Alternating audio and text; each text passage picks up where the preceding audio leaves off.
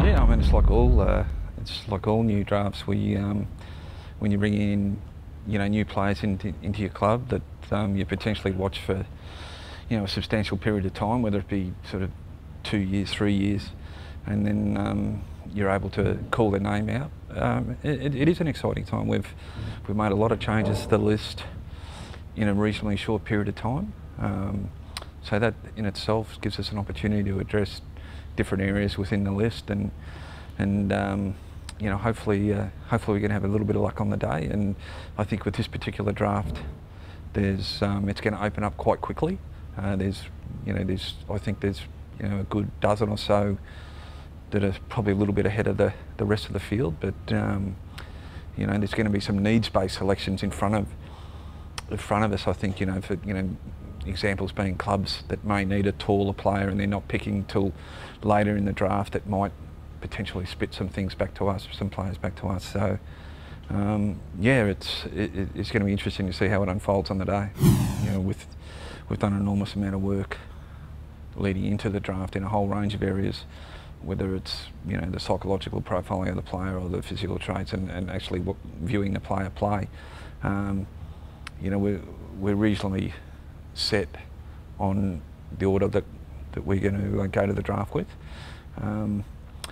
Probably the only alternative to that is that if something surprises us in a player does get back to us where we thought, or he may not be there, which may throw the mix out a little bit in a positive sense.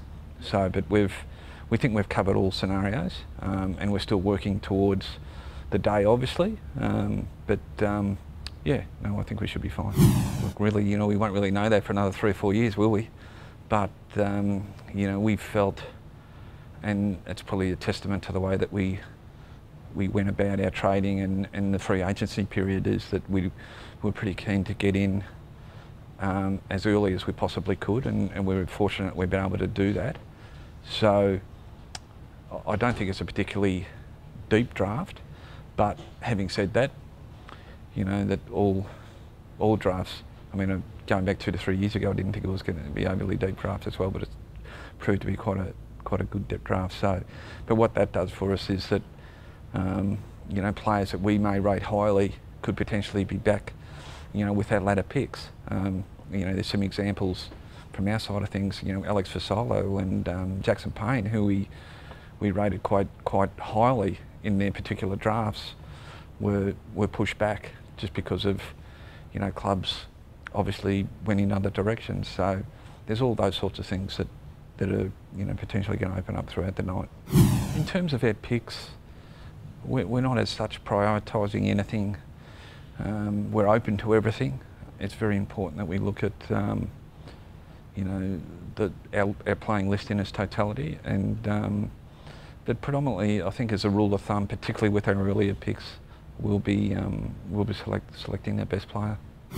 In terms of the mature age players and previously delisted players, I think that's going to be, that's going to be a really interesting stage of the draft, because there's a lot of, due to the free agency, players or clubs have now got the scope to pre-list the player prior to the draft, where they've had to enter the draft and so on.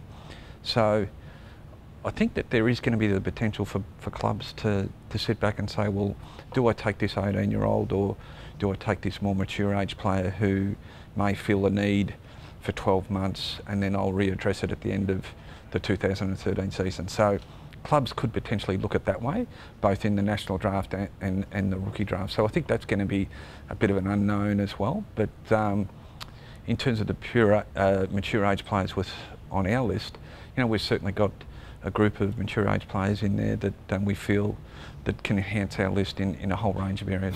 Yeah, definitely. We've got, I've obviously spoken at length to Nathan about it, and we've already secured the spots on the trip.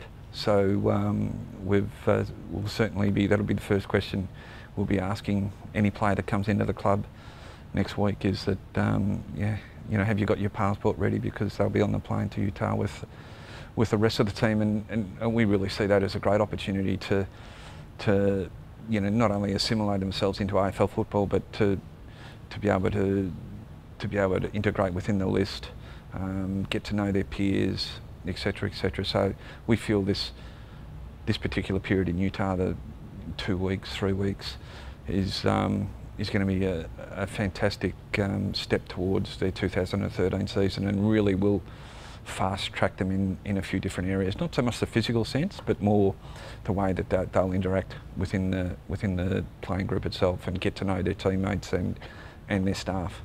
Oh, look, I mean, I think that you know, that both those boys have played, but we've got to be mindful of not rushing them into senior football. If they're ready to play, they'll play. And you know, that's obviously up to Nathan and the rest of the coaches. We also got to be mindful that in 2012 we did have, you know, a substantial injury list. So you know, touch wood, we're not going to have anywhere near that level of injuries. So that in itself is going to limit some opportunities for some younger boys. Except you know we've got players at the ilk of Lachlan Keith and Luke Ball and McCaffer and Cracker, and even if you look at Williams, who played a substantial part of the season, these sorts of guys that are, you know, they're going to hopefully be injury free, which is it's going to be probably limit the opportunities for those types of players, to the younger players I'm talking about.